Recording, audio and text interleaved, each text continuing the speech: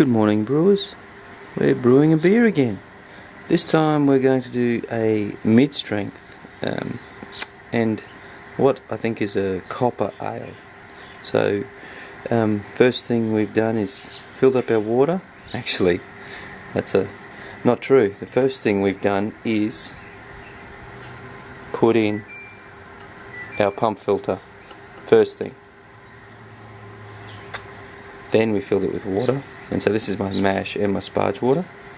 And now brewing salts.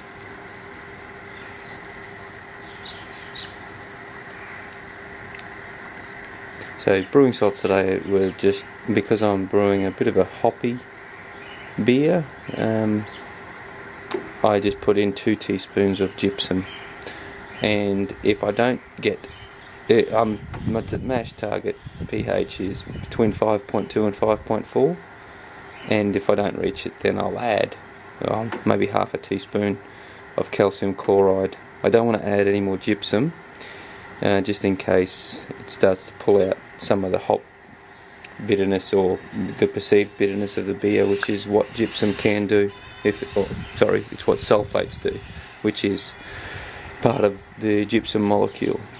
Alright, we're nearly up to mash temp, so I'll see you soon. Okay, when dropping the malt pipe in, you need to do it slowly to make sure you don't dislodge the bottom screen and leave some holes, and always check that it's down firmly before you mash in. So my pre-mash pH for the water was 7.2.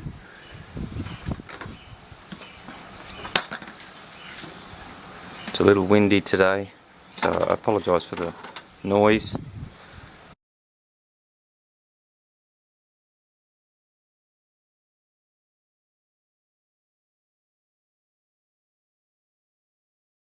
Now, this is only a small batch of I think, trying to remember how much grain was in it. Only about 3.5 kilos. I know I've got the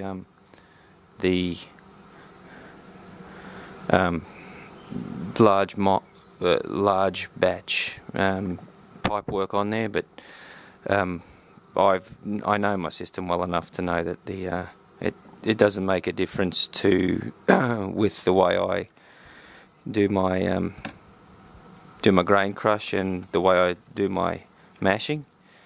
So there'll be those out there who say no, I'm wrong and I get better efficiency with the shorter pipe work. Trust the brewer that knows his system is all I can say. You can see I'm sucking a little bit of air, so I'll just back it off. Alright, see what mash pH I get.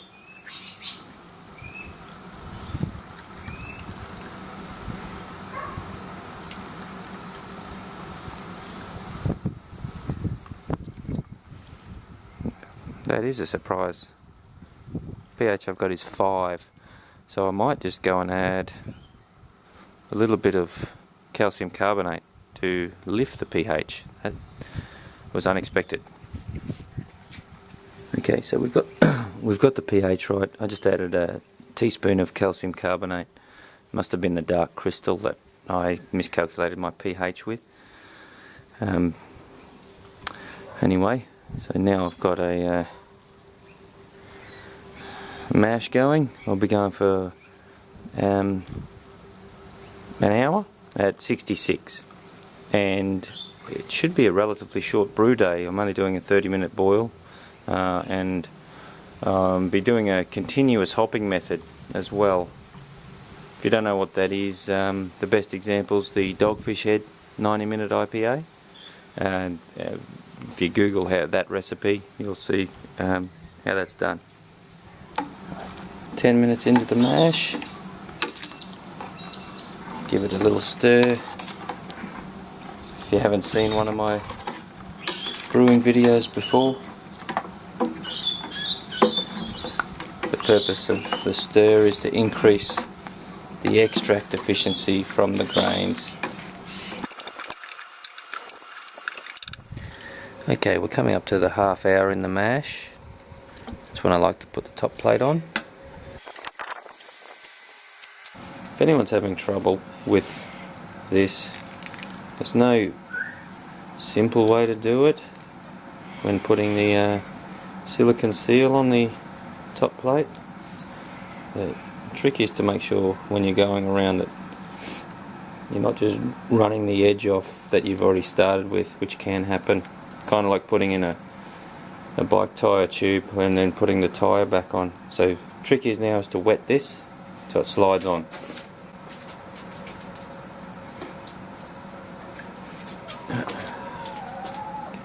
It's wet, and I like to go down on an angle and not straighten it out until right at the end. When I say the end, I mean right at the surface of the wort of the mash.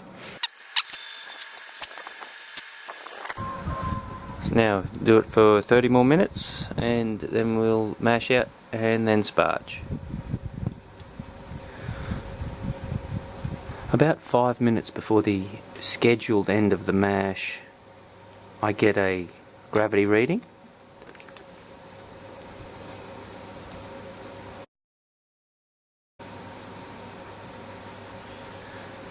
And that's purely just to get a baseline, and then when at the 60-minute mark of my mash, or however long the mash is, at the end of the mash, I get the gravity reading again, and if it's gone up by a couple of points, there may be more sugars, so I leave it going for another 10 or 15 minutes in the mash. That's just to make sure that I'm getting as much extract as I can out of the sugars. Okay, it's been 5 minutes. No, I've got the same 1061. Remember, I haven't sparged, that's why the gravity's so high. So it's the same as 5 minutes ago, 1061. Now I will stop the pump and start and mash out. Okay, it's been 10 minutes.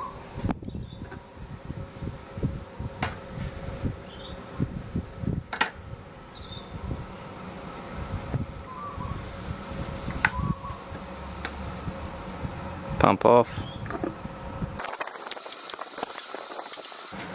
Time to start sparging. While I'm sparging, I also like to flick it over to the boil on the full element, and that speeds up the process in terms of how long it takes to get to the boil. Sparging with 16 litres of water for this recipe. I'll put it up at the end again. But yeah, 16 litres. I do that 16 times, and then I'll bring you back to explain this hopping process I'm going through. As the amber ale comes up to the boil, I just thought I'd explain the hopping technique I'm using. It's like stepped hopping. As I said, it's like got the idea from Dogfish Head's 90-minute IPA clone, which if you haven't brewed it, recommend trialling it at least once. You will really like that beer. So here I've got about 25 grams each of Topaz and Galaxy hops mixed, and I'll be throwing in a 5 grams roughly of each in from 15 minutes, 10 minutes and 5 minutes left in the boil, and then a bit of a larger one, whatever's left, in flame out, and I'll whirlpool for about 10 minutes. So the reason why I'm not doing a 60-minute edition or a 30-minute edition, 90-minute edition, both these hops are really high in cohumulone, well above 30, and so they can, for me, they give a really perceived harsh bitterness. So it'll only be late hopping. The calculations still say it's going to be around 30 according to Beersmith, and I have done this before a couple of years ago, but so I know it works. And so anyway, I just thought I'd explain the hopping technique, and if you haven't tried it, it really gives a different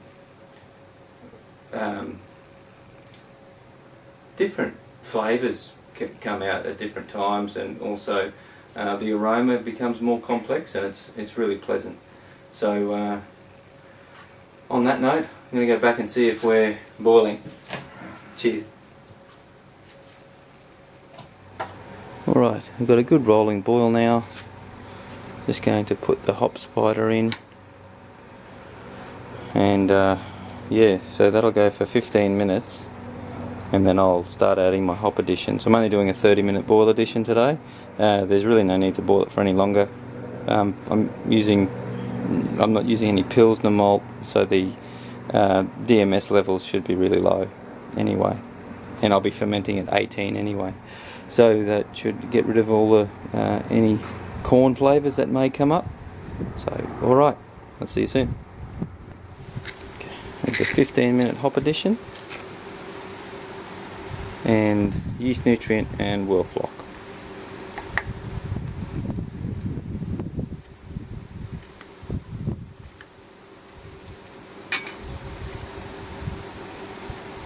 Alright.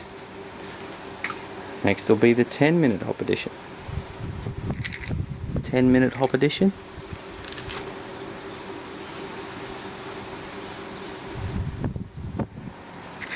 Five-minute hop addition. One to go. Here's our whirlpool addition. Boiler goes off.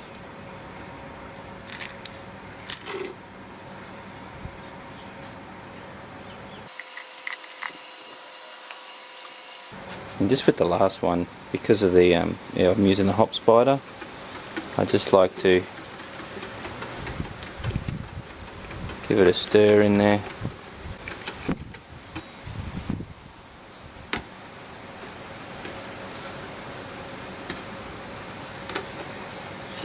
That's a big lump of protein, I think.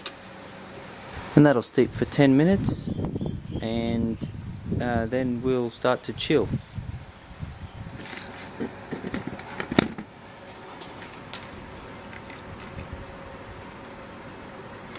Okay, it's been 10 minutes. Just going to take the hop spider out. Just going to give it one more whirlpool. And I'll leave that for about 5 to 10 minutes with no hops in, actually hop leaf in the soil, in the wort. It's probably still going to add some bitterness because the oils are out there, but I'm just going to let it start to settle before I transfer. Okay, I've just started transferring to the fermenter. Got me a little gravity sample. Now the target, I think I was going for 1037 to get this to mid strength. Now I hit that with my mash. So I'm hoping with only a 30-minute boil it only sort of made up to 1039 maybe. Beauty, 1038. So yeah,